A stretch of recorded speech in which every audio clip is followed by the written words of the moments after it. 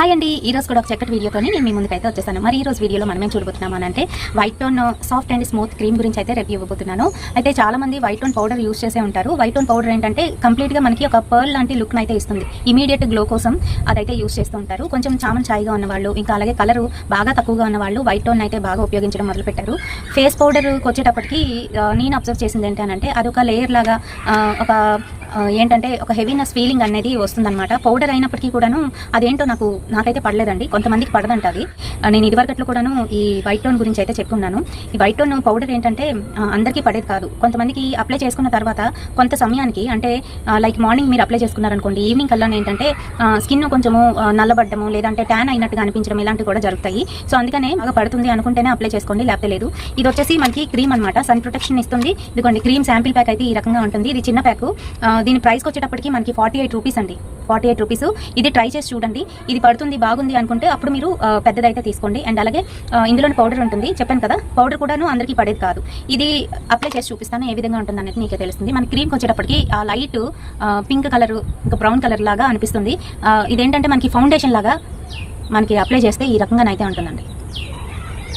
Apply చేసుకుంటే ఈ రకంగా ఈజీగానైతే పెనిట్రేట్ అయిపోయింది. నాకైతే ఏ ఫీల్ కలుగుతుందంటే లైక్ ఫెయిర్ అండ్ లవ్లీ ఎలా ఉంటాయి కదా, ఫెయిర్ అండ్ లవ్లీ ఎలా ఉంటుందో అలానే అనిపిస్తుంది ఇది కూడాను. కాకపోతే మంచి కలర్ అయితే ఇంప్రూవ్ చేస్తుంది. ఇంకా మంచి కలర్లోకి రావాలి అనుకుంటే ఇదైతే అప్లై చేసుకోవచ్చు. దీని మీద మీరు ఇంకా మంచిగా కనిపించాలి అనుకుంటే దీనికి సంబంధించిన వైట్ టోన్ పౌడర్ అయితే యూస్ చేయాలండి.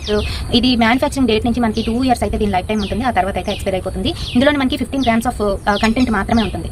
సో మీరు ఫస్ట్ ఇది ట్రై చేసి చూడండి. చిన్న ప్యాక్ తీసుకొని ట్రై చేసి చూడండి ఎప్పుడు కూడాను, పెద్దదైతే తీసుకోకండి. అండ్ ఇందులో ఏంటంటున్నాయి, ఇది ఎలాగా మనకి సన్ నుంచి ప్రొటెక్షన్ ఇస్తుంది అని అంటే హైడ్రేషన్ అనేది ఎక్కువగా ఉంటుంది అనమాట. ఒక ప్యాక్ కి సైడ్ ని చూసుకున్నట్లయితే మనకి కస్టమర్ కేర్ గురించి, ఇంకా అలాగే ఎక్కడ మ్యానుఫ్యాక్చరింగ్ అయింది, దీని మ్యానుఫ్యాక్చరింగ్ డేటు, ప్రైస్ ఇవన్నీ కూడా ఇవ్వడం అయితే జరిగింది బార్కోడ్ తో సహా. ఫ్రంట్ ఫేస్ అయితే ఈ రకంగా ఉంటుంది. అండ్ బ్యాక్ సైడ్ కూడా ఇదే విధంగాను. సైడ్ ఇంకా మనకి ఇంగ్రీడియంట్స్, కీ ఇంగ్రీడియంట్స్ ఏంటంటే ఉంటాయి. ఇంకా అలాగే డైరెక్షన్స్ ఫర్ యూసేజ్, ఎవరు యూస్ చేయకూడదు అనేది కూడా ఇస్తారనమాట. డైరెక్షన్స్ ఫర్ యూసేజ్ అంటే మనకి ఎప్పుడప్పుడు కావాలో అప్పుడు మనం యూస్ చేసుకోవచ్చు అని చెప్పేసి ఉంటుంది. కానీ డైలీ ట్వైస్ ఉపయోగిస్తే సరిపోతుంది. Twice or thrice. బయటికి వెళ్ళేటప్పుడు ముఖ్యంగా ఏంటంటే ఎక్కడికైనా ఫంక్షన్స్ కి వాటికి వెళ్ళేటప్పుడు ఇది బాగా పనిచేస్తుంది. అలాగే దీంతో పాటుగా ఫేస్ పౌడర్ని కూడా ఉపయోగించాలి.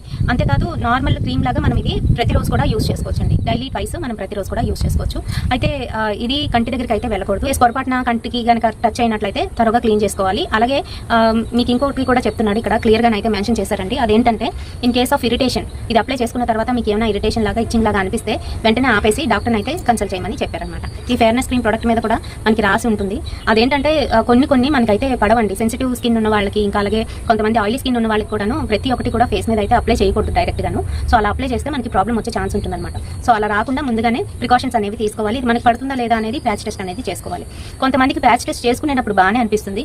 ఆ తర్వాత ఏంటంటే ఫేస్ కంతటికి అప్లై చేసుకున్న తర్వాత రియాక్షన్ వస్తుంది. ఎందుకు వస్తుంది అని అంటే, ప్యాచ్ టెస్ట్ చేసుకునేటప్పుడు మనము సున్నితమైన ఏరియాలో కాకుండా కొంచెం రఫ్గా ఉన్న ఏరియాలోనే ప్యాచ్ టెస్ట్ చేసామనుకోండి, అప్పుడు తెలియదు అనమాట. అందుకనే ప్యాచ్ టెస్ట్ ఎప్పుడు కూడాను ఇక్కడ కూడా చేయొచ్చు.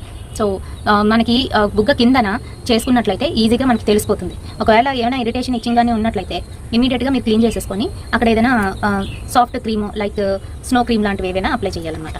సో ఇదండి. ఈ మధ్యన నేను వీడియోస్ ఎలా పడితే అలా తీస్తున్నాను, ఏమి అనుకోకండి. ఎందుకంటే ఇంట్లో కొంచెం టెన్షన్స్ అయితే ఉన్నాయి. మా హస్బెండ్కి బాగాలేదు. సో దానివల్ల ఏంటంటే నేను అంత మైండ్ అయితే పెట్టలేకపోతున్నాను. ఏమనుకోవద్దు. ప్రొడక్ట్స్ అయితే ఇంకా వస్తాయి మన ఛానల్లోని.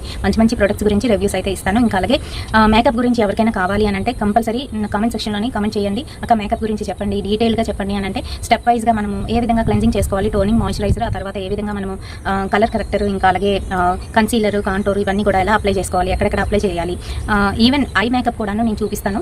మీరు కావాలి అని కామెంట్ చేస్తే చాలు. మీ అందరికీ కూడా ఉపయోగపడుతుందని అనుకుంటున్నాను. వీడియో నచ్చినట్లయితే తప్పకుండా లైక్ చేయండి.